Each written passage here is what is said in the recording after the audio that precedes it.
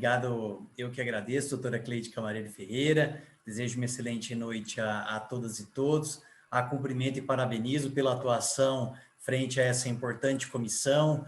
Como nós falamos aqui no bate-papo anterior ao início dos trabalhos, a questão do direito condominial sempre foi extremamente relevante e vem ganhando, né, em relevância com o desenvolvimento das atividades relativas aí à construção civil e, enfim, correlatas a essa área, e as pessoas vêm percebendo, né, o grau de relevância dessas questões. Tanto é que o nosso palestrante de hoje, doutor João Paulo Poloto, a quem cumprimento e agradeço por ter aceitado o convite da doutora Cleide, representando aí a nossa 22ª subseção, mencionou que em 91 perícias em andamento simultaneamente, o que mostra aí como esse mercado é importante e está ativo, né? Quero desejar uma excelente noite a todo mundo aqui. Vejo várias pessoas com a câmera aberta, o que nos deixa bastante contente. Uma das reuniões que eu vejo com mais pessoas com câmera aberta, então me permito cumprimentar aqui o doutor Elton, doutor Lúcio, doutor Bruno, doutora Rafaela, doutor Bruno Marçal, doutor Guilherme e todos os outros e outras que estão aqui também com as câmeras fechadas por suas razões.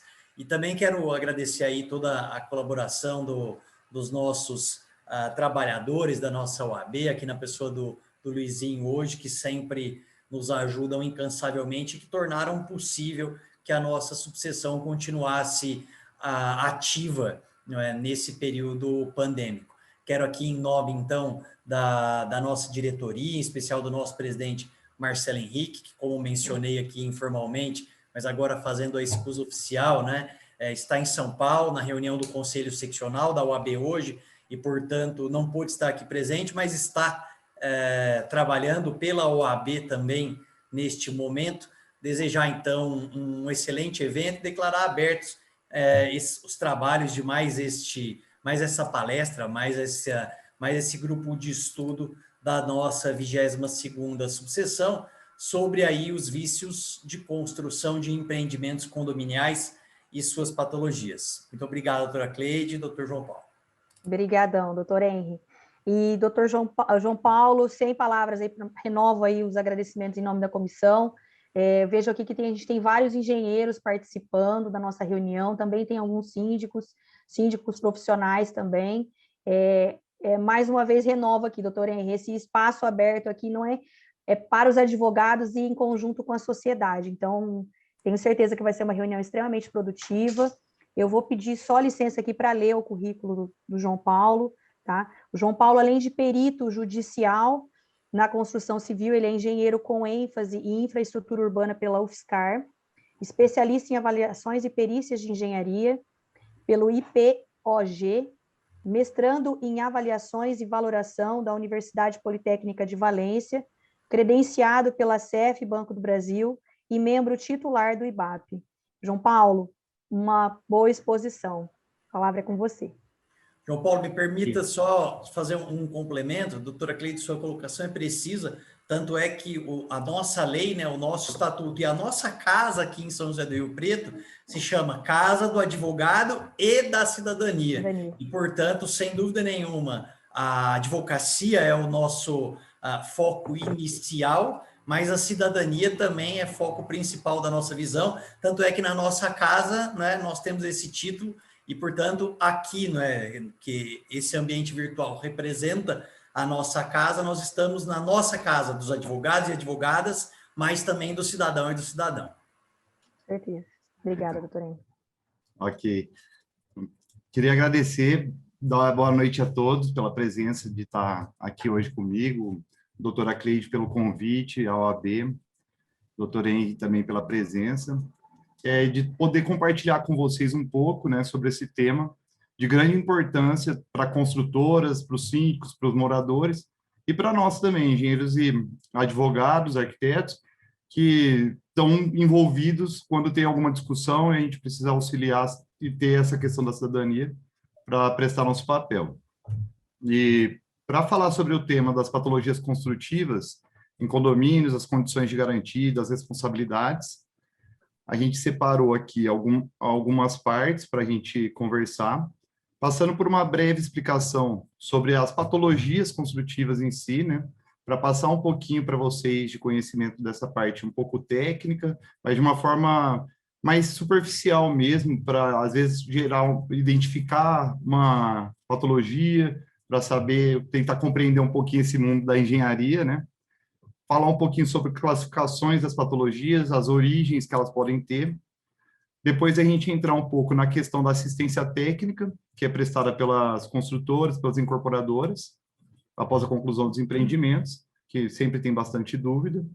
Uma análise a respeito das principais normas técnicas que tratam sobre esse tema da manutenção, de garantia, de desempenho, prazo de garantia em si, como que funciona, as responsabilidades dos atores, né? Qual que é a responsabilidade da incorporadora, do síndico, a importância da execução da manutenção corretamente, tratar sobre a perda de garantia, é uma coisa que muitos não conhecem, mas existe também essa questão de uma possível perda de garantia, e finalizar falando sobre a importância dos registros, né? Aqui a gente tem advogado e engenheiro, os engenheiros talvez saibam também, mas os advogados com certeza sabem, questão da importância da documentação, né? Se está nos autos ou não. E vocês estão vendo a apresentação aqui? Tá certinho? Não estamos não, doutor João Paulo. Opa, deixa eu colocar aqui. Saiu então. Peraí. Verifica se foi. Agora sim. Foi? Uhum. Tá sim. Certo? Perfeito. Ok. Peraí, então, vamos ver aqui. Ok. Tá certo. Agora tá certo. Então, todo mundo vendo? Tá certo, sim. Estamos no sumário aqui.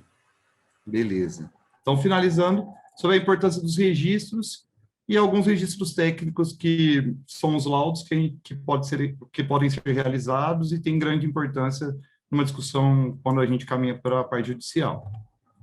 Ok. Quando a gente fala de patologia construtiva, uma boa analogia que é legal a gente fazer é pensar no corpo humano. Então, a análise das patologias para um engenheiro se assemelha bastante com a questão com um médico mesmo. A gente pode pensar na estrutura como se fosse o esqueleto nosso, a armadura, nada mais são que os músculos ali, o revestimento é a pele e o sistema circulatório, digestivo e nervoso são as instalações prediais nossas. Para compreender uma patologia, a gente pode separar as possibilidades de origem dela. Então, quais são os tipos de origem em geral que a gente tem? A gente tem as congênitas, que são aquelas que apareceram decorrentes de uma falha de concepção, um erro de projeto, ela foi lá atrás, antes de começar a construção ali. As construtivas, que são durante o processo de construção, decorrentes de material, mão de obra em si, e os processos construtivos, às vezes por não ter domínio do processo. As acidentais, origem acidental, seria a questão de ordem natural, impacto externo, terremoto, que aqui a gente não tem, né, mas explosões também, e outros. As adquiridas, que são decorrentes de manutenção, mau uso e deterioração dos materiais, que formam esses 4 tipos de origem das patologias nas estruturas. Similar ao caso da medicina, a gente tem essa necessidade de ter informação complementar para a gente estabelecer o quadro clínico em si. Então, é igualzinho, a gente chega ali no médico, tem um problema, ele precisa de uma informação que você passe para ele conseguir fazer o quadro clínico ali. Senão, se a gente não tiver essa concepção, como é que eu vou mandar o remédio certo se eu não sei qual foi a real causa? Então, não faria sentido.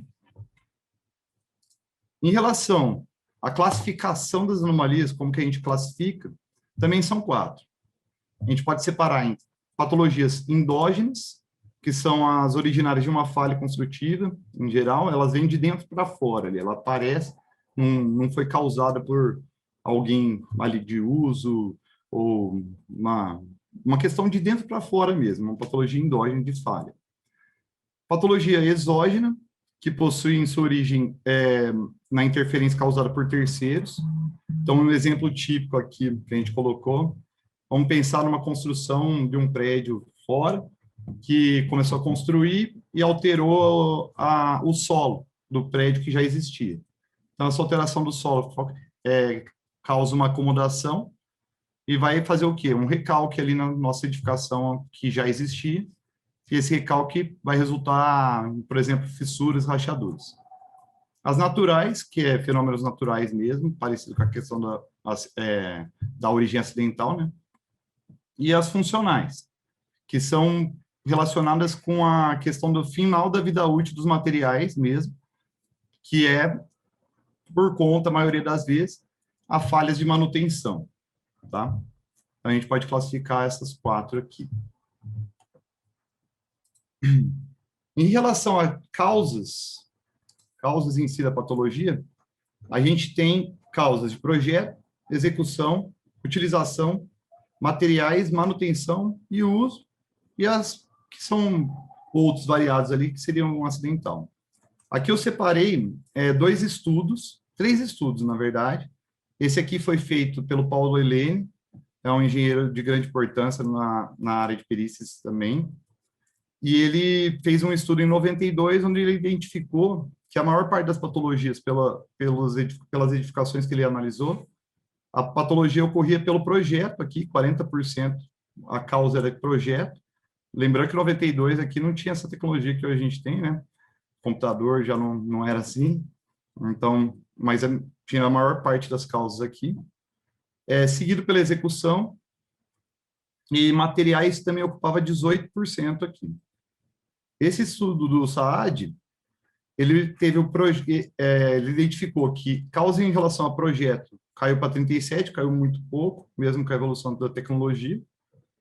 Execução, 19%, e material caiu para 2%. Então, aqui a gente vê uma diminuição grande, provavelmente decorrente da evolução da tecnologia mesmo, a partir da indústria.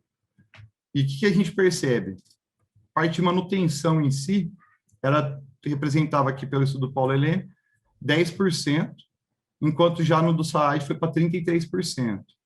Então, teve um aumento aí, teve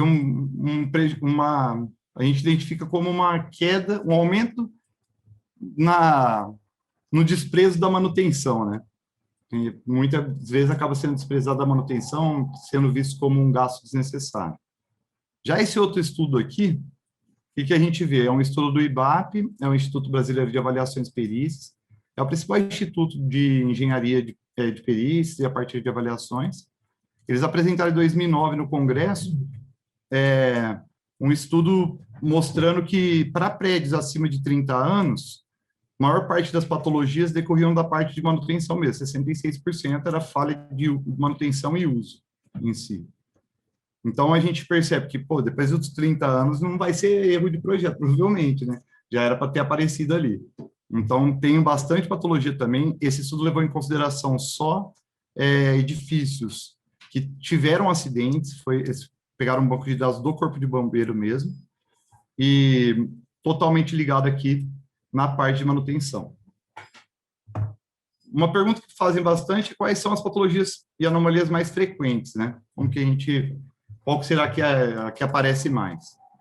O mesmo Saad, que tinha feito aquele levantamento das origens ali, né, das principais causas, ele levantou esse daqui também, e ele identificou que a maior parte era concentrada em infiltração, fissuras e corrosão. Então, você vê que esses 3 juntos aqui já daria mais 60% de todas as patologias. Então, sendo infiltração aqui a que mais aparecia. E fissuras, provavelmente, movimentação estrutural ali também. E para ficar mais tangível ali para nós, a infiltração às vezes não fica tão visível, o que a gente observa no escritório, nas pesquisas que a gente faz também, é bastante anomalia presente em vaga de garagem, tem bastante reclamação nessa linha, seja em dimensionamento da vaga, área de manobra insuficiente, não está batendo com o projeto, presença de caixa de inspeção, caixa de gordura dentro, na própria vaga, que gera discussão também, vazamento de tubulações, Na parte da garagem tem bastante, principalmente prédios, né? Empoçamento de água. Então, a gente tem bastante empoçamento de água por erros de caimento. Ali fica fazendo aquela poça que essa imagem aqui mostra. Ralos coletores insuficientes é outra coisa que a gente vê bastante nos condomínios aqui verticais. O empreendimento é pronto, ficou pronto, né? Os moradores começaram a ocupação ali, e da chuva ficou um monte de poça, o ralinho não está dando conta, acaba chamando assistência ali para aumentar o número de ralos coletores. Fissuras e desgaste em vidração de esquadrias, que seria nessa linha, acaba atrapalhando ali, prejudicando a estanqueidade, gera a entrada de água nas unidades, acaba gerando formação de bolhas, desgastando o revestimento.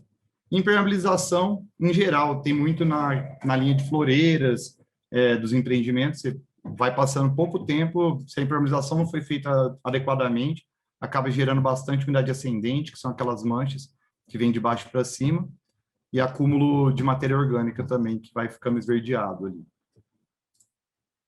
E, para deixar uma dica, assim, é o que a gente sempre fala na engenharia da água. A água, ela é a maior herói da engenharia e, ao mesmo tempo, é o maior vilão. Tudo que a gente vai fazer, quase tudo ali, das etapas, precisa de água. A gente tem que pôr água ali certinho. Se puser muita água, se puser pouca água, vai alterar a resistência, vai prejudicar, vai dar problema. Mas tudo a gente precisa da água, então é o maior herói. E, ao mesmo tempo, o maior vilão. Vocês podem perceber que, das patologias mais frequentes, sempre está ligado na água também.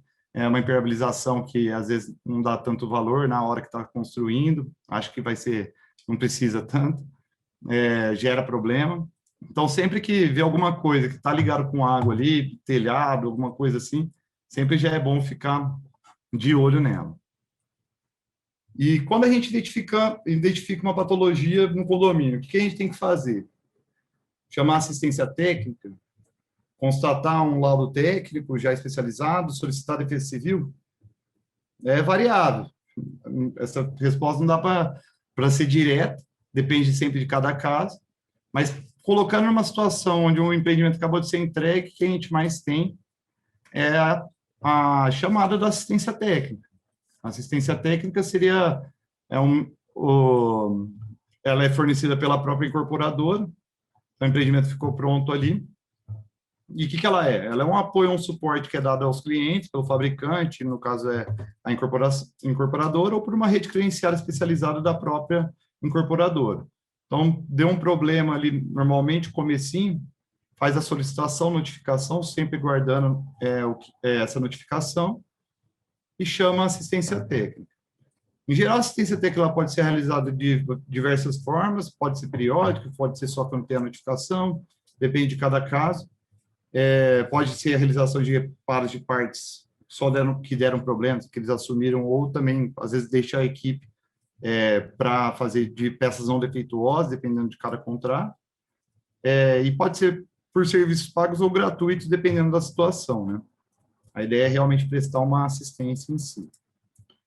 E o que a gente tem que ficar sempre de olho é o seguinte: durante o prazo de garantia, o reparo ou a substituição das peças, né, dos sistemas, são realizados gratuitamente, desde que os problemas não sejam decorrentes do desgaste natural, de mau uso, ou por falta de manutenção por parte do usuário. Então, a questão da manutenção em si, ela é fundamental para saber se é uma questão de construtora, assistência técnica ou não. E uma coisa que também a gente observa bastante é prestar atenção, fazer um acompanhamento, contratar um laudo, muitas vezes, para verificar como foi feita essa assistência técnica em si. Então, será que essa assistência técnica fez um serviço correto? Nesse caso aqui, a gente pegou uma figura aqui, um vazamento de uma bomba, então eu devia ter um vazamento aqui em cima, uma assistência técnica ali, vamos supor, foi ali, colocou uma bandeja e um ralo ali para jogar para fora a água.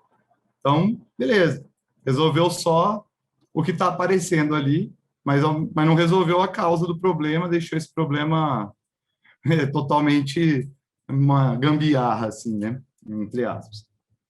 Mas o que eu quero mostrar aqui, principalmente, é isso. A necessidade para a gente saber se a manutenção foi feita ou não. E para isso, de quem que é a responsabilidade? Apareceu aquela patologia, a pergunta que fica é essa: de quem que é a responsabilidade? E que será que as normas técnicas falam sobre isso? Então, a gente separou aqui 4 normas técnicas que tratam sobre esse tema. A gente fez, separou as 4 principais. Então, a NBR 5674, ela fala sobre requisitos do sistema de gestão de manutenção das edificações. Fala bastante de manutenção preventiva, manutenção rotineira, os tipos de manutenções. Quais são os requisitos para o sistema de gestão da manutenção? A NBR 14037, ela é referente a manual de uso e operação e manutenção das edificações. Ela determina qual é o requisito mínimo para elaborar e apresentar os manuais que são entregues pela incorporadora. Isso aqui é muito importante porque, às vezes, até para verificar se os manuais que estão sendo entregues pelas construtoras aos condomínios estão de acordo com o que deveria estar. A norma de reforma é uma norma importante, a 16280. Ela fala bastante de responsabilidades também de síndico, proprietário. O procedimento da reforma é um problema que muitas vezes acontece.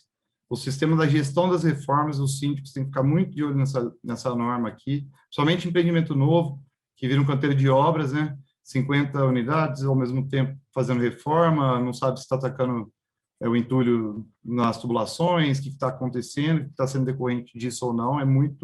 É fundamental para o síndico se atentar nisso, para conseguir manter essa garantia em dia. E a norma de desempenho, que é a queridinha aí na questão da garantia, né? Ela basicamente é uma norma que ela começou em 2013, aqui em 575.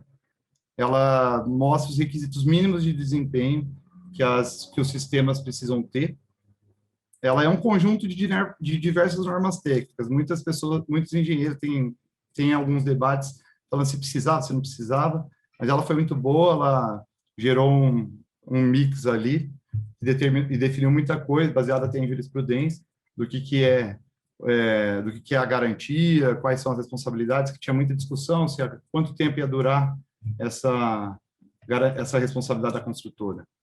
E ela também traz, na parte 1 dela, no anexo D, a gente vai mostrar mais à frente, as tabelas de garantia com os prazos mínimos recomendados, e que acaba sendo muito utilizado por advogados também, ou por condomínios, na hora de analisar se aquilo faz sentido ou não reclamar.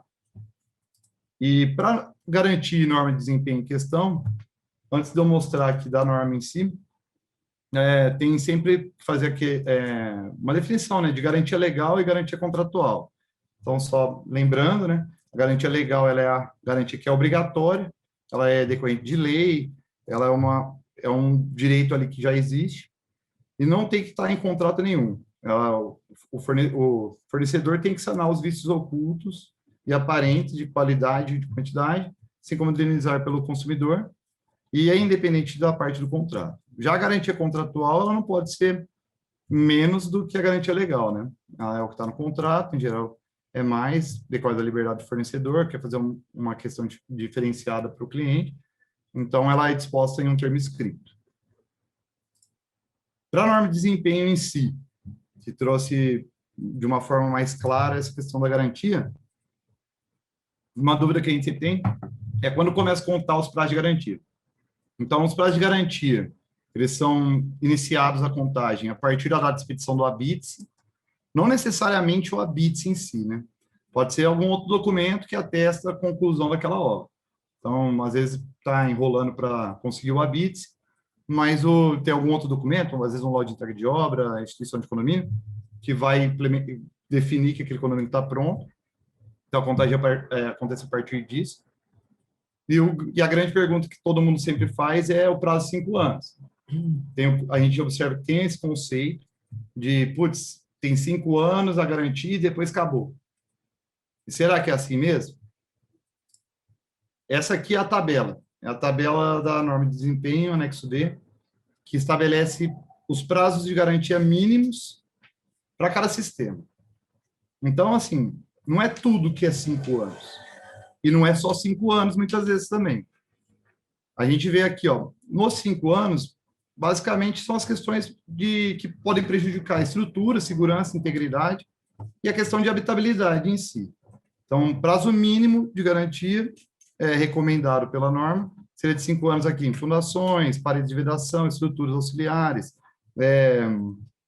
questão da integridade da porta corta-fogo, instalações hidráulicas na parte de integração e vedação,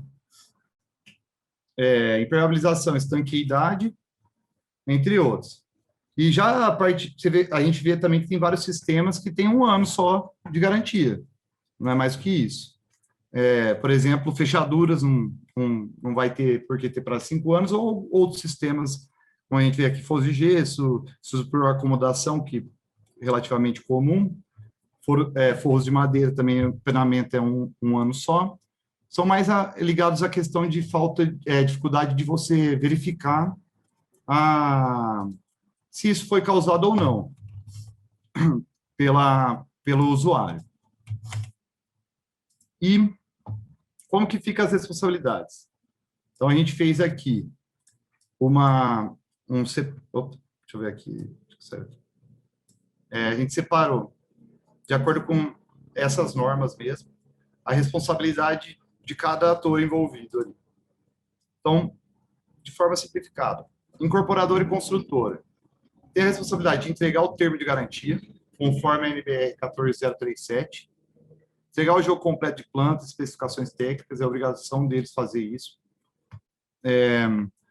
Pegar a nota fiscal de todos os equipamentos para o síndico, prestar esclarecimento técnico sobre materiais e métodos construtivos utilizados, providenciar os serviços das assistências técnicas dentro do prazo e condições de garantia, que é o que a gente estava falando da assistência em si, entregar a sugestão ao modelo de programa de manutenção, conforme a NBR 5674 e descrito também na NBR 14037.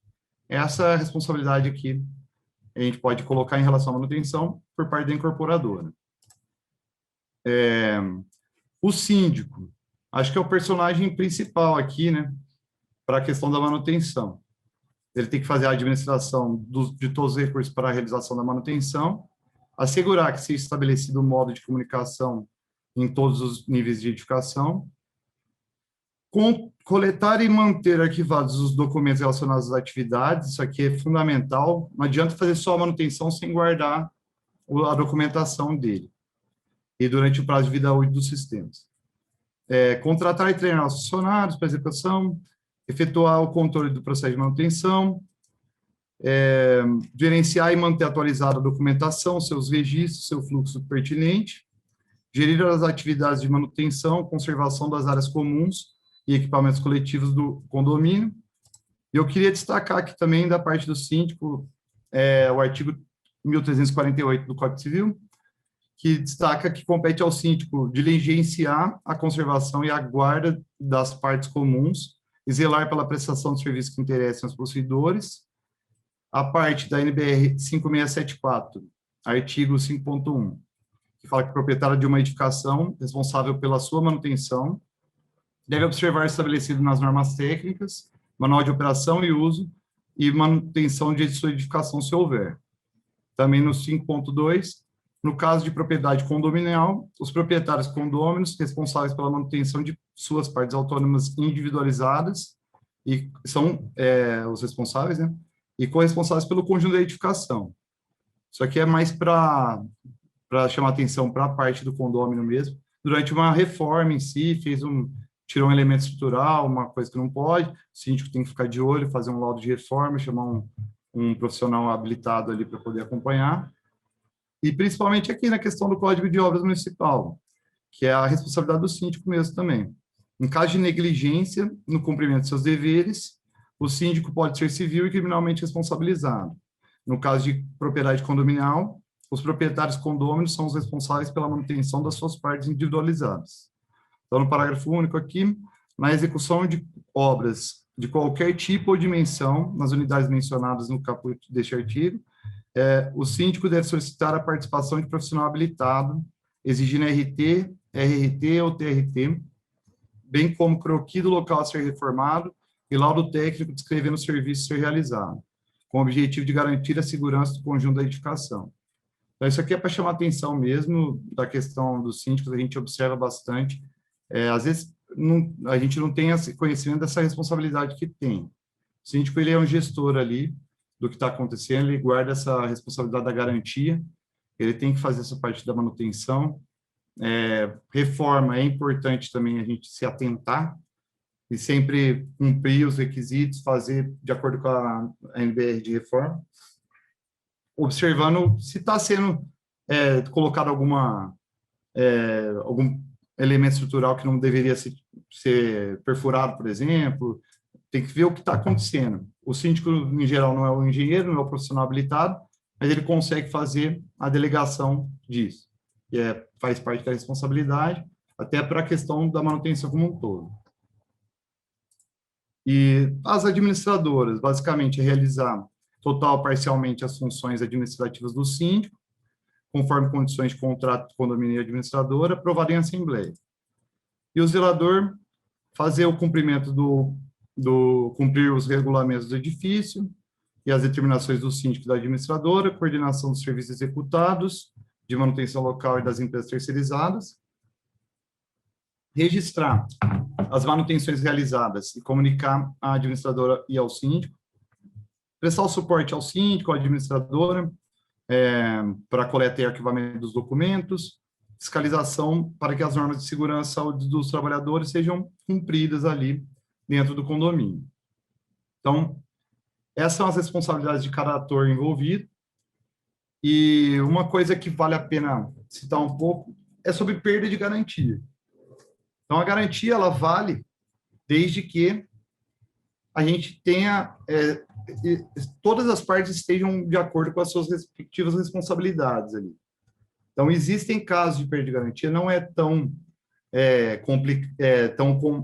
raro isso. Às vezes acaba ficando, não tem muito em algumas localidades, às vezes falta de conhecimento mesmo, mas é como se fosse a questão do carro. A gente vai lá, compra um carro, tem a manutenção que tem que fazer dentro da concessionária, certo? Se a gente não fizer a manutenção ali certinho, de acordo com o que foi projetado para ser realizado, a concessionária não vai querer dar garantia depois, vai perder a garantia. Então, a falta de realização da manutenção ou realização de forma deficiente constitui a causa excludente da responsabilidade do construtor ou incorporador. Acaba rompendo a relação de causa e efeito entre a falha e a fabricação ou construção. Lógico que não é uma perda, a construção ela tem uma diversidade de sistemas construtivos mesmo. Então, tem estrutura, tem partes esquadrias, cobertura, entre outros, permeabilização, entre outros ali. E a perda não é total, em geral, de uma vez. Mas, às vezes, pequenas falhas de manutenção podem acarretar em perdas pontuais dos sistemas especificamente. Então, é sempre bom atentar na manutenção para isso, né? E o que a gente percebe é a questão assim, às vezes a manutenção não é levada tão em consideração, não pega uma equipe especializada, acaba ficando sem papel para conseguir arquivar isso, depois que acaba prejudicando uma análise posterior.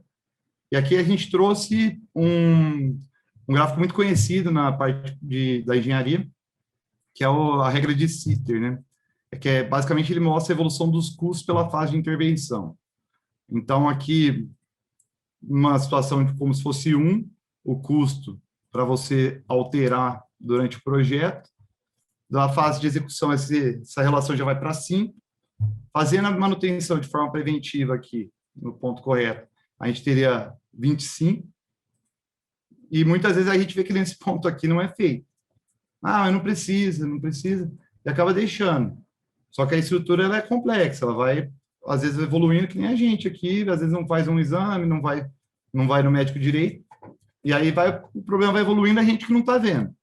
E aí acaba ficando muito mais caro depois para a gente arrumar. Então, nessa regra de Sitter aqui, ele demonstra que chega até 125x, né? Então, seria 5 vezes maior do que na manutenção na época correta. E aqui também é outro gráfico que mostra a questão do desempenho no tempo. Então, você tem o desempenho da edificação, o desempenho vocês podem entender como se fosse a questão de todos os elementos funcionando com habitabilidade, resistência, tudo funcionando certinho, que nem foi entregue. Então, já é esperado um desempenho, uma queda de desempenho durante o prazo de garantia mesmo. É normal, a questão do material mesmo, o material vai perdendo desempenho com o tempo. E você tem a vida útil de projeto aqui e o prazo de garantia aqui em cima. Então, fazendo a manutenção, aqui, ó, elevação de desempenho sempre que tem a questão da manutenção, a intervenções programadas de manutenção. A gente consegue ter um aumento, né, da vida útil em si, fazer uma sobrevida e evitar ao máximo um reforço estrutural de forma mais agressiva, fazendo com que todo mundo, os condôminos ali, os moradores, tenham o seu patrimônio preservado ali da melhor forma possível. E, para finalizar aqui, a gente tem que falar sobre a questão dos registros, né? Lembrando do exemplo das revisões do carro, a gente tem que fazer as revisões do carro. Mas se eu não tenho nada registrado, fiz a revisão certinha, mas eu não tenho nada registrado, como é que eu vou provar isso para um possível comprador? Então, se eu tenho aqui uma construção que passou 7 anos e começou a aparecer uma falha, como é que eu posso aferir essa prova como perito, como assistente técnico? Como é que eu faço essa análise? Então, aqui a gente está destacando a questão da exigência dos registros mesmo, ela é um requisito para a apuração da análise pericial. Lembrando que todos os registros é a situação ideal, óbvio. Às vezes tem patologias que são claramente identificados ali se é endógeno ou não, mas o correto é sempre fazer a guarda dos registros. O item 7.3 da NBR 5674, ele evidencia isso, colocando que devem ser mantidos os registros legíveis e disponíveis para prover evidências da efetiva implementação do programa de manutenção. E o item 7.4 é referente a arquivo. Quando houver a troca do responsável legal, que é o síndico ou o proprietário, toda a documentação deve ser entregue para o sucessor. Só a gente vê também muito problema de troca de síndico. O síndico tem a responsabilidade dele, às vezes estava fazendo um mau serviço e fez a troca e deixou sem. Isso pode comprometer também uma análise lá no futuro, e às vezes a gente acaba deixando passar, né? E a gente também colocou a responsabilidade objetiva, que em alguns casos a gente vê, né? Por exemplo, uma construtora está construindo um prédio e tem diversos imóveis no entorno. Aí não fez uma vistoria cautelar nesses imóveis no entorno. Deu um problema, ela tem uma responsabilidade objetiva ali sobre ele, fica difícil ela mesma conseguir provar que não foi ela que causou. Se ela não fez a vistoria cautelar, que era um custo pequeno, acaba não tendo muita explicação por não ter feito essa questão, gerando passivo jurídico para a construtora muitas vezes, por uma economia, né? Economia. E da parte de registro técnico, a gente separou alguns exemplos, mas só para questão de conhecimento mesmo dos nomes, de laudos técnicos que acabam sendo de grande valia para o direito, né, para assegurar o que aconteceu, separado do mais ou menos o porquê, a pergunta que tem para ter esse laudo no final, né? Então, laudo de vistoria de vizinhança, basicamente, esse laudo de vistoria cautelar no imóveis do entorno, ele responde a pergunta a construção causou danos nos imóveis vizinhos? Então, basicamente, o que ele faz? Ele verifica o entorno, constata a forma que os imóveis estão, fazendo um relatório fotográfico ali, detalhe, e aí, se der um problema no futuro, a construtora e o proprietário desse imóvel no entorno conseguem analisar esse relatório fotográfico e falar, poxa, isso foi decorrente ou não da construção? Tinha isso? Não tinha? Laudo de entrega de obra. Ele é um laudo que, basicamente, ele é realizado para a construtora para verificar se está seguindo o projeto ou não. É fundamental destacar que isso sempre é feito por uma empresa imparcial, não pode ser feito pela própria construtora, né? Porque senão se tem o princípio da imparcialidade ali, vai ser ferido. Então, tem que ser por uma empresa imparcial. O laudo de recebimento da área comum também é uma coisa que a gente já viu em algumas cidades, São Paulo, acho que está tendo bastante, no Sul também, Rio Grande do Sul, que é quem recebe a área comum. Muitas vezes, quem recebe a área comum é a própria construtora. Então, recebe a unidade, normalmente é o proprietário ali, o morador, mas muitas vezes a área comum acaba sendo recebida por, às vezes o síndico mesmo, mas muitas vezes a própria construtora, mas não tem profissional habilitado e imparcial. Então, seria um laudo contratado para esse recebimento, e de uma forma clara ali do que realmente está, né? Laudo de verificação do programa de manutenção, isso aqui é muito importante, naquela questão da perda da garantia. A construtora tem o prazo de 5 anos, ela pode contratar, sim, um laudo de verificação do programa de manutenção. Vou fazer um laudo, por exemplo, anualmente, para verificar se está sendo realizada a manutenção corretamente. O custo é pequeno, uma vez por ano, pode ser contratado, por exemplo, e vai verificar, tem algum sistema que não está sendo executado corretamente, pode fazer uma notificação para pedir a perda de garantia desse sistema. E do lado do condomínio tem o laudo de verificação da assistência técnica também, que muitas vezes acaba sendo o reparo executado de uma forma inadequada, insuficiente, às vezes para deixar esse conceito dos 5 anos, e basicamente é um laudo para verificar se foi sanado o problema, a causa daquele problema, ou só tampou ali, colocou uma bandeja, né? E não resolveu o problema realmente, fez só uma maquiagem. O laudo de constatação seria para resolver a pergunta do como está a edificação em si, então, preciso constatar que hoje está dessa forma, vai ser realizada alguma coisa, uma mudança, como se fosse uma antecipação de provas, né, no direito. Ele vai ajudar você a ter essa força. Muitas vezes, laudo de constatação também, a gente acaba fazendo com ata notarial, né, a vistoria, para ter um pouco de fé pública mesmo na assistência, ou no parecer junto com a inicial, com a petição inicial. E o laudo de inspeção predial. O laudo de inspeção predial, a norma de inspeção predial, ela surgiu, acho que foi ano passado, né, que ela entrou em vigor. O conceito já existia faz tempo, mas a norma em si, o número dela é 16.280.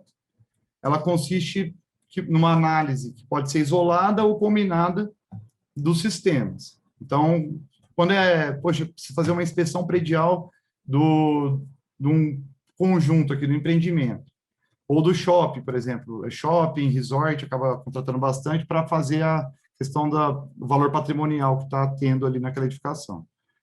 E ele vai fazer o levantamento das patologias que existem, das manutenções que devem ser executadas, manutenções que foram executadas, classificar de acordo com o grau de risco de cada um e passar para o gestor ali onde que ele tem que começar a melhoria até o final. Então, é isso. Agora deixar um tempinho para a gente também debater, poder tirar alguma dúvida. Queria agradecer a todos pela presença, espero ter contribuído aí. João Paulo, que aula! Maravilha, foi excelente conteúdo que você passou.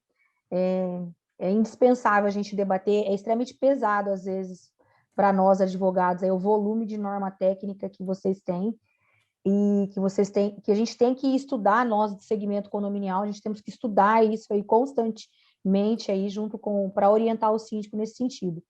Alguns pontos que você falou que eu gostaria de dar uma explorada aí com você, que eu acredito que alguns dos meus colegas também achei muito interessante essa questão do laudo de entrega de área comum, porque na maioria das vezes o empreendimento ele é entregue ou para uma pessoa da incorporadora, que vai ser eleito síndico, ou para um síndico que não tem nenhum tipo de formação aí de não é um profissional engenharia. habilitado, né?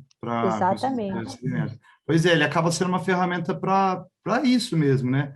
Para gerar, acho que é útil para todo mundo.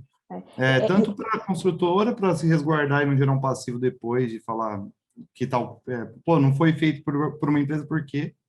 E quanto para o condomínio de saber, aquele documento está feito corretamente. Que laudo é difícil. Isso, e a gente disseminar essa possibilidade no meio condominial é uma forma de orientar, né, o condomínio que vai ser entregue pela incorporadora para que aquele grupo de condôminos exijam isso de contrapartida da construtora, né, que dificilmente, pelo custo mesmo baixo, eles ainda assim acabam não oferecendo esse produto aí para os síndicos, né. Outra questão que eu achei muito importante, eu acho importante ressaltar aqui, você falou com relação aos documentos de manutenção. Quando você se refere aos registros desses documentos, Nos condomínios, a maioria dos condomínios possui uma administradora que faz o fechamento em forma de balancete, e esses balancetes vêm acompanhados desses relatórios, né? De manutenção de área comum, de manutenção específica. Esse registro da administradora, com essas manutenções em forma de nota, seria um bom início aí para que os síndicos pudessem... Sim, a questão de ter o registro mesmo de notas fiscais, mostrando que existe o programa, né? Tem o programa de manutenção que é realizado mesmo. Está sendo cumprido o programa de manutenção que a incorporadora indicou.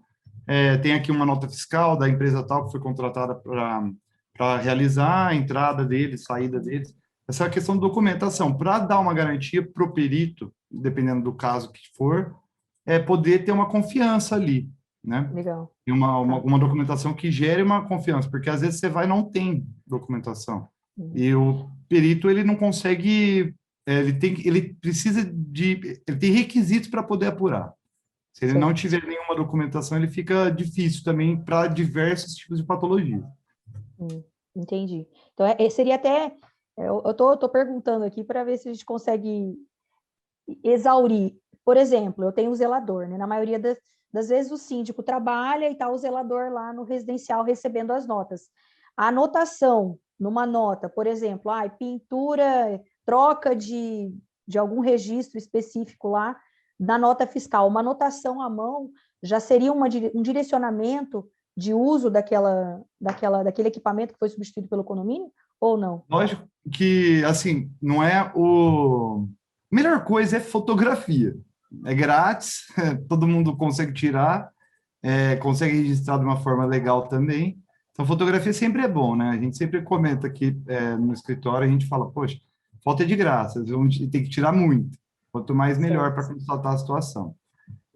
Qualquer tipo de registro ajuda, lógico que tem os graus ali, peguei uma nota fiscal, a empresa fez um laudo ali antes e depois, é o melhor dos mundos.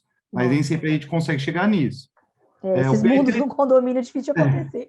É difícil. Mas, assim, a ideia é o quê? É fornecer subsídio para se tiver essa necessidade de um perito ser contratado, ou até, às vezes, não chegou nem na parte jurídica, passou 10 anos do prédio, vai contratar uma equipe para fazer uma inspeção predial, por exemplo, uma equipe diversificada, e eles precisam dessa documentação para poder analisar. Senão ele fica uma parte meio perdida, que nem a gente fazer, poxa, faz análise aqui se a estrutura está boa e não tem o projeto da estrutura. Tem tecnologia, evolui e tudo mais, mas você não é igual, sabe? Você precisa de um documento que tenha uma RT, por exemplo, que daí você já sabe que tinha alguém que tinha responsabilidade sobre aquilo. Então, melhor dos mundos, lógico que é difícil, mas todo tipo de organização, de manutenção realizada de uma forma clara ali, vai ajudar numa questão judicial, a hora que estiver debatendo, para provar seu lado. Poxa, eu fiz o que eu tinha que fazer. O melhor exemplo, eu acho que é aquele do carro, sabe? Imagina você fez todas as revisões do carro no lugar certo, mas você não tem o registro de nada. Então, você vai vender o carro, você está prometendo. Para o comprador, vai falar, poxa, será que ele está prometendo? Está mentindo, né? Em geral, a gente vai achar que está mentindo, não é? É verdade. Eu tive um caso recente de um condomínio que teve um síndico que ficou 8 anos na gestão do condomínio e na substituição ele simplesmente reteve todos os documentos do período de gestão dele. E ele falava, não, é meu e eu não vou entregar porque é meu. São as minhas contas, é o meu período, né? A gente teve que entrar com um processo de busca e apreensão, porque existe um pouco desse conceito de que o síndico, muito pouco, né? É raro ver isso, mas ainda existe. O síndico de achar que aquilo pertence a ele, não ao condomínio. Então, é importante, na substituição da gestão, o advogado, né, nós aqui que assessoramos os condomínios, dar essa orientação de que, olha, toda a documentação tem que ser entregue, principalmente nessa questão de vício estrutural. Total, com certeza. A questão do condomínio é uma cidade, né? Tem problema de tudo quanto é tipo, técnico, comportamental, a gente vê muito problema de todos os tipos. Então, o registro é para a gente aqui, ver que o engenheiro Lúcio está aqui também presente. Obrigado aí pela presença. A gente precisa desse tipo de dado. Se a gente não tiver registro, não tiver notificação, se a gente não tiver foto, a gente está sempre premissando o nosso laudo. E quanto menos premissa tiver nosso laudo, premissa de, poxa, levando em consideração tal coisa, para premissar ele ali no começo, melhor. Porque daí eu estou com um documento oficial, tenho uma responsabilidade de um RT, algum registro fiscal, fica muito mais direto ao ponto o laudo e menos impugnável, assim, e discutível ali. Não, perfeito. Eu gostaria de abrir aqui. Quem mais gostaria de fazer alguma... Eu acabei atravessando aqui, fazendo um monte de pergunta, mas às vezes alguém mais aí que se habilita, se quiser jogar no chat aqui para a gente aproveitar o João Paulo aqui para pergunta, eu sei que não falta, né? Então eu vou aproveitar e fazer mais uma. Com relação aos registros de zeladoria, né? Eu verifiquei que você pontuou a figura do zelador ali como... Eu já vi livros de zeladoria que registram a visita técnica da construtora, né? E visita, veio aqui, ordem de serviço tal, veio aqui, deu a manutenção, ok, foi embora. O que às vezes me surge de dúvida, tá, João Paulo, nesse segmento de manutenção na assistência técnica, né? Hoje está iniciando, está engatinhando a contratação de engenheiros, né, para os condomínios, para que tenha essa assessoria integral aí na parte de assistência técnica, mas muitas vezes a engenharia da incorporadora vai lá e faz aquela bandeja que você mostrou ali, que eu já vi em vários condomínios de contenção de água, né, para não resolver o problema da infiltração.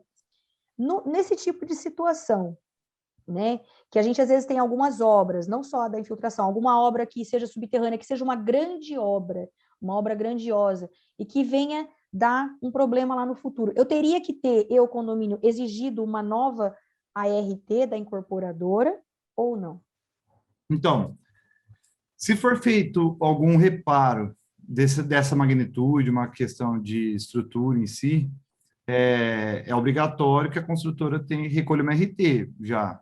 É que nem a gente aqui, vai construir uma... Ela não pode utilizar a mesma RT, porque já aconteceu de cobrar, notificar, e ela mandar a RT do empreendimento para mim. Então, mas a RT do empreendimento foi aquela inicial, isso aí é uma RT, já uma reforma mesmo, né? Tá sendo alterado algum sistema, ou, tipo, reconstruir, correto, fazer uma nova RT.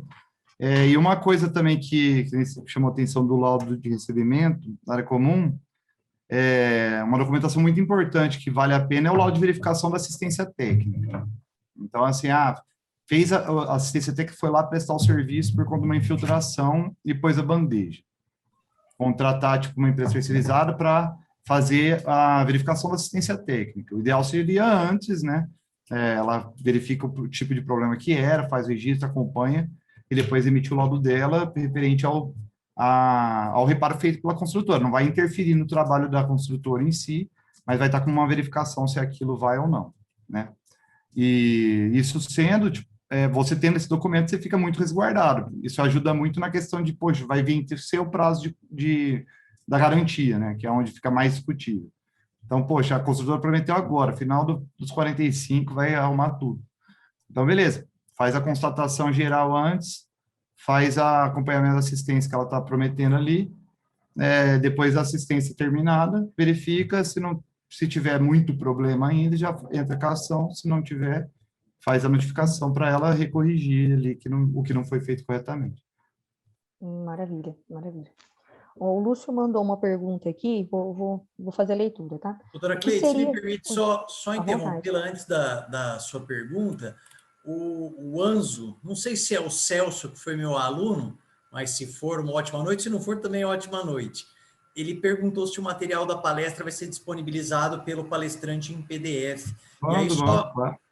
Legal, obrigado, João Paulo. Mas só para aproveitar também, de deixar claro para todos e todas. Celso, tudo bem? Como é que vai? Boa noite. Só para deixar claro para todos e todas as palestras aqui da nossa subseção vão para o nosso canal no YouTube, tá bom? Então, quem tiver aí interesse em assistir novamente, verificar outras, nós temos um canal da UAB Rio Preto no YouTube e essas palestras ficam todas disponibilizadas lá, por isso a gravação, claro, sempre com a autorização dos palestrantes. Ótimo, doutor Henry, obrigada. O Lúcio, ele fez o seguinte questionamento. Opa, peraí que fugiu aqui. Eu vi aqui o do Lúcio, aqui da data do ABITS, né? O que seria de Não, fundamental importância para o início das garantias? Dado ABITS ou a formação da Assembleia? Outra pergunta, qual a importância de se ter o plano de manutenção? Beleza. Bom, você está ali numa situação...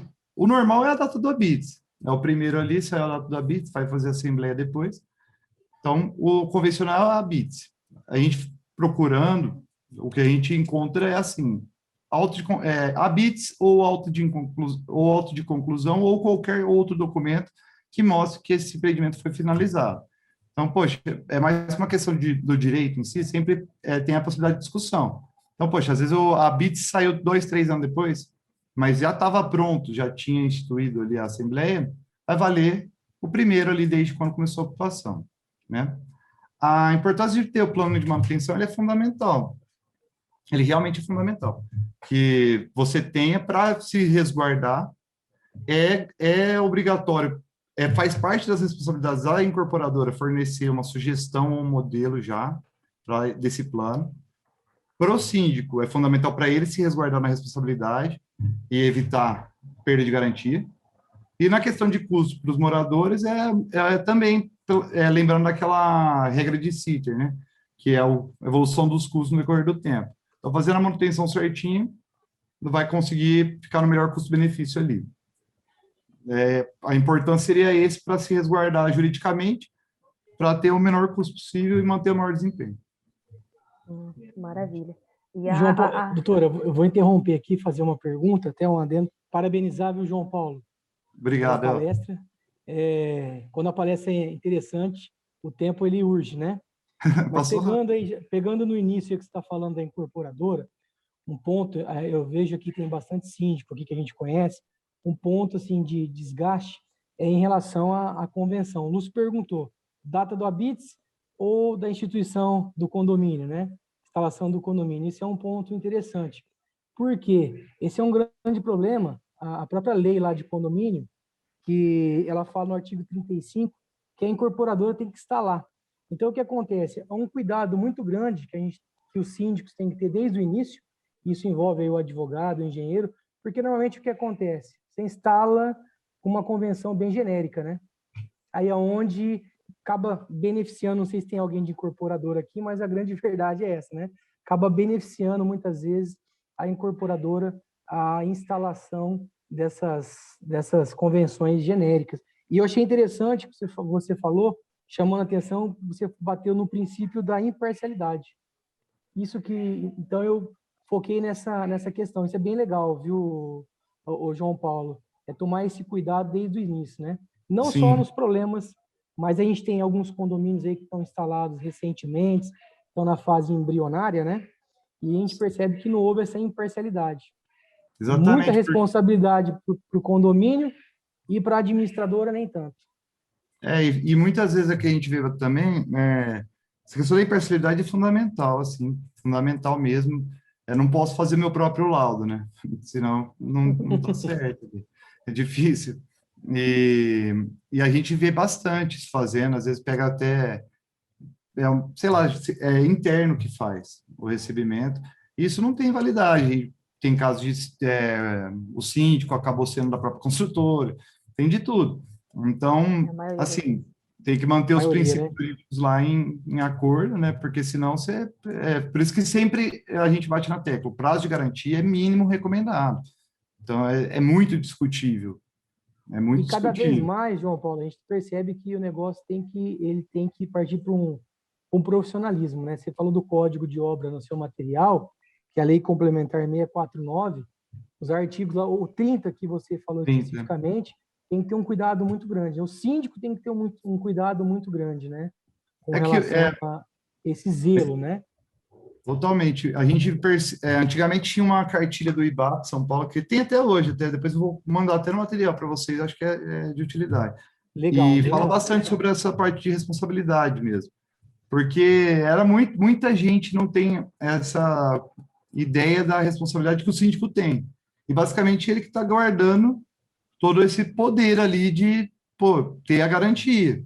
Às vezes você pega um empreendimento novo, que está tendo muita construção, eu não sei como, não está acompanhando direito o que está sendo realizado ali na reforma, às vezes entulho que está sendo jogado para fora. Cada construção que está tendo interna na unidade tem também uma RT. Então, tem um responsável técnico ali. E a RT, você não é responsável só pela execução do seu serviço, você também é responsável sobre os danos a terceiros. Então, poxa, eu peguei aqui, sei lá, está construindo, vai quebrar uma parede, vai pegar esse tijolo e tacou na tubulação, caiu lá na garagem. Aí A própria quebrou BNT tudo lá embaixo. 1680 fala isso, né, João Paulo? Exatamente. É o item, mas ela fala do cuidado a terceiros, né? Exatamente. Você tem total responsabilidade sobre os danos que você causar e sobre os danos causados a terceiros também. Igual a questão da vistoria de vizinhança, quando eu construo um prédio do lado de um conjunto, aí caiu, está dando problema no entorno, a responsabilidade do engenheiro da obra, entendeu ou não?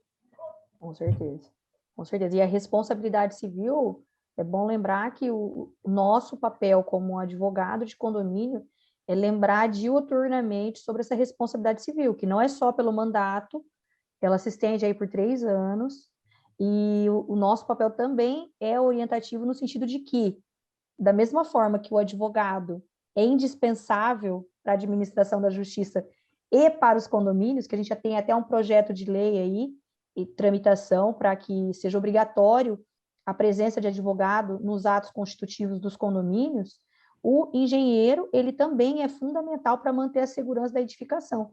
Só ele pode concluir dessa forma, e diz que a gente tem batido muito na comissão nesse sentido, de nós, advogados, buscarmos a profissionalização do condomínio em si, ter os técnicos que tem que ser, rateio de despesas, por mais que isso custa muito menos do que segurança, né? Olha a tragédia que aconteceu lá em Miami, nós temos que assegurar isso, né, para os condôminos.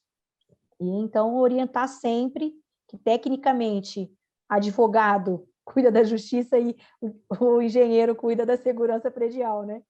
É um trabalho em conjunto, né? Essa parte pericial e assistência técnica na parte jurídica ali, é um trabalho junto. Quando a gente atua aqui no escritório como assistente, a gente é parceiro do advogado. Querendo ou não, a gente vai pegar uma parte técnica, uma linha técnica, e vocês vão fundamentar a parte jurídica ali, alinhando os dois. Eu tenho a norma, você tem a lei. Cada um tem o seu instrumento. E tem uma pergunta aqui que eu vi do Lúcio, que é muito boa também, se puder falar. O Lúcio perguntou assim... Não, posso ler se você quiser. Quando uma manutenção estrutural ocorre após 3 anos de recebido o imóvel e a construtora efetuou o reparo, é renovado o período ou não? É importante lembrar, é o prazo mínimo de garantia 5 anos, deu um problema estrutural já dessa magnitude, realizou o reparo. Deu problema daqui 8 anos ali depois que seja, e foi constatado que as manutenções estavam ok, e foi endógeno, mesma coisa, né? Não está abaixo da vida útil de projeto, conseguiu ser constatado que está abaixo da vida útil, não era para ter sido realizado dessa forma, está dando um problema que não deveria ter. Então, tranquilo. É que nem eu troquei a tela do meu celular, tem a garantia da tela de novo, por exemplo. Perfeito. Doutora Milena? Olá, boa noite, João. Boa noite a todos os meus colegas.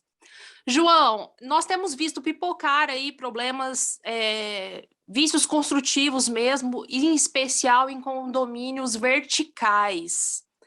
E na ânsia, às vezes, de solucionar esse problema, o síndico contrata aí, acaba contatando a incorporadora, não consegue retorno, porque eles acabam enrolando um pouco mesmo, talvez tentando jogar esse prazo aí da garantia para o final, e sendo cobrado por essa minicidade de moradores. É muita gente na cabeça do síndico, às vezes ele acaba optando por tentar realizar por si só aquela obra, né, através de um contrato particular, e muitas das vezes, mesmo contratando o serviço de um terceiro para corrigir um problema oriundo da incorporadora, da construtora, ele não consegue. Só que nisso fica aquela briga, né? Olha, eu fiz porque você se manteve inerte, mas mesmo assim eu não consegui resolver e eu tô com esse problema até hoje. Além das notas fiscais e das fotografias, qual é a melhor forma desse condomínio, desse síndico, tentar resguardar esse empreendimento, né, de forma que, posteriormente, se for necessário um laudo pericial, o engenheiro tenha condições de dizer quem é o responsável por aquele vício. Tá. Isso é legal, pergunta boa. E tem bastante mesmo. O que é o ideal, assim, que a gente tem realizado também? Faz a constatação da situação. Primeiro faz a notificação, solicitando o máximo possível ali para a construtora. Se o construtor ignorou, chama a Defesa Civil. Os dois é grátis. Notificar é de graça e chamar a Defesa também. Beleza. Chamou, todo mundo ficou mais ou menos, precisa arrumar. Faz a constatação, laudo de constatação da situação geral ali do prédio, dependendo de cada caso, pode ser inspeção, constatação, mas você quer constatar, você quer deixar congelado aquele momento que você está entrando, já que essa história. O que a gente põe bastante, já fiz isso algumas vezes, é fazer junto com a vistoria uma ata notarial no cartório. Você vai lá no cartório mesmo, pede uma ata notarial, vai vir uma pessoa do cartório acompanhar durante a vistoria, ele vai constatar de uma forma leiga, óbvio, não é técnica, mas vai constatar que o engenheiro está ali também fazendo a vistoria naquele momento, e pode assinar também até como testemunha que estava naquele momento no seu laudo. Então, você faz a junção. É uma ferramenta muito boa isso daí. Da ata notarial, do que está ali na ata, com o que você colocou no seu laudo. E no laudo em si, constatar da melhor forma possível para um perito lá na frente conseguir analisar. Nisso você vai conseguir ficar com fé pública daquelas fotografias ali, daquela situação que você está colocando, né, por conta da ata. E cabe ao técnico, ao engenheiro, o Bruno Marçal também está presente aqui, o Lúcio, cabe a nós deixarmos isso da maneira mais visível possível para o engenheiro, para o perito lá na frente conseguir analisar o caso sem você ter que passar necessariamente por uma antecipação de provas e esperar em um tempo. Ai, obrigada. Porque nós temos visto bastante o retorno dos peritos judiciais, no sentido de que muitas das vezes não é possível constatar onde é que está o problema, justamente porque existiu uma obra posterior. E aí vira aquela discussão que se arrasta por anos, né? Falta elemento técnico-material. E porque assim, o perito ele tem que ser imparcial totalmente. Então, ele precisa estar fundamentado com documentações imparciais. Então, o laudo ali presente na inicial, do assistente, do engenheiro que for contratar, tem que ser um laudo bem completo, né, bem rico de fotografias, tentar o máximo possível de detalhes, mas é óbvio que ele ainda vai ser visto pelo perito como um laudo parcial. Então, conseguir fazer esse alinhamento com a ata notarial pode ajudar muito. Tá ok, obrigada, viu? Maravilha. Só para finalizar, a última, prometo. Quando que eu peço o laudo de constatação e quando que eu peço a inspeção? Tá. Legal. O laudo de constatação em si, ele vai ser mais, em geral, é mais superficial, tá? É que o laudo de constatação é literalmente constatar a situação que você está tendo ali. O laudo de inspeção, ele não era há pouco tempo utilizado para a parte jurídica, era muito mais foco administrativo, então era mais utilizado por shopping, coisa do tipo. O laudo pericial, por exemplo, ele é o laudo mais complexo na escadinha, né? É vistoria, inspeção, auditoria, perícia e consultoria. Então, o laudo de perícia ele já vai ter toda a força que ele puder usar e o nome da perícia ali vai ser para ele poder fazer a análise que for cabível ali, no caso. Então, depende de cada caso. Constatação é mais constatar a situação geral ali. Se só for isso que o advogado precisa... É um problema mais emergencial? Eu poderia classificar pode ser um problema mais emergencial ou depende muito do que o advogado precisa. Porque, normalmente, o que a gente tem observado bastante é que precisa fazer uma organização do documento também. Então, você tem que fazer o levantamento da documentação, não chega a ser uma inspeção predial especializada ali, porque você não está colocando risco, tudo, mas você está constatando e fazendo também um levantamento de documentação para passar uma anamnese para o processo. Tá. Então, se a documentação estiver perfeita, vai fazer uma constatação mesmo. Tá. Se tiver uma coisa mais complexa mesmo, múltiplos sistemas, uma edificação mais antiga que está focando em administrar, vai ser na questão da inspeção. E quando, em geral, a maioria das vezes acaba virando um mix ali de pequenos laudos, né? o documento vira como se fosse um laudo pericial, vira um mix de pequenos laudos ali, que tem constatação, tem anamnese, tem várias partes. Na constatação, via de regra, então, eu não tenho aquele plano de ação de manutenção. Não, não tem. Em geral, Tá. não. Tá, maravilha. Bom, não vi mais nenhuma pergunta, João Paulo, quero agradecer também a disponibilidade do Bruno aqui, ó, que ficou com a gente o tempo todo. Bruno, obrigada mesmo. Ao Lúcio, eu vi que tem alguns outros engenheiros também, mas eu vi, mas não consigo, não sei especificar, o engenheiro Heriberto aqui, o Fábio Camargo também, que eu conheço.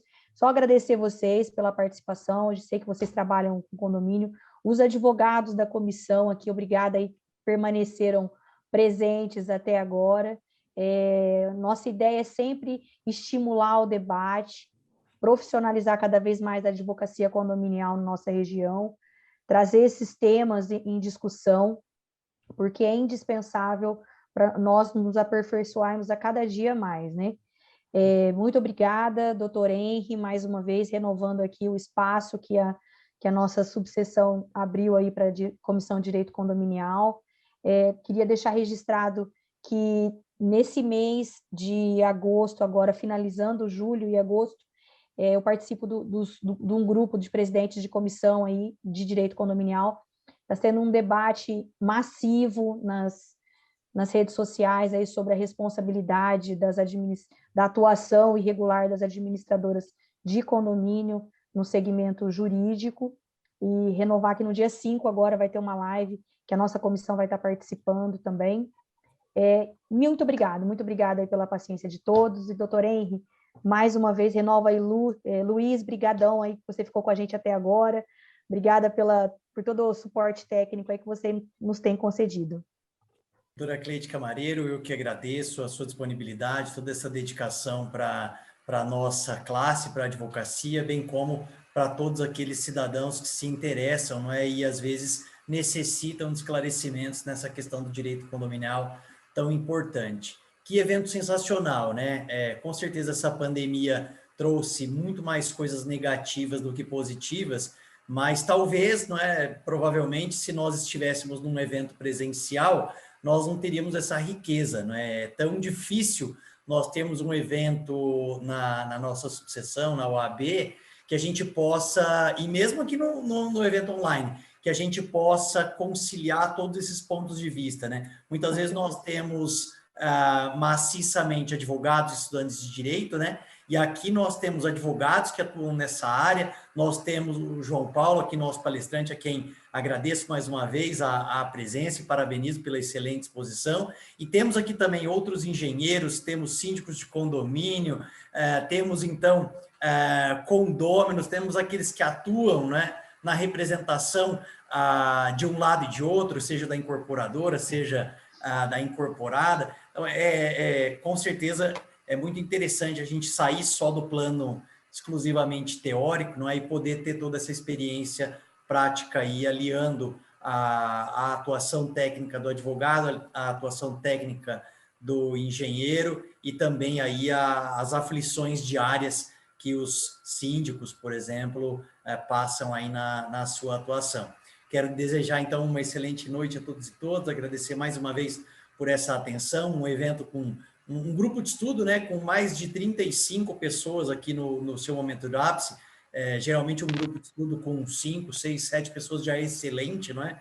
Com mais de 35 pessoas, a gente só tem mesmo a celebrar numa segunda-feira à noite muito fria, não é? E, portanto, certamente quem apareceu por aqui é porque realmente estava muito interessado e interessado em aperfeiçoar a sua atuação profissional. Então, diante disso, eu celebro mesmo a presença de todas e de todos, agradeço mais uma vez e declaro encerrado mais esse evento da nossa 22ª subseção da Ordem dos Advogados do Brasil em São José do Rio Preto. Muito obrigado.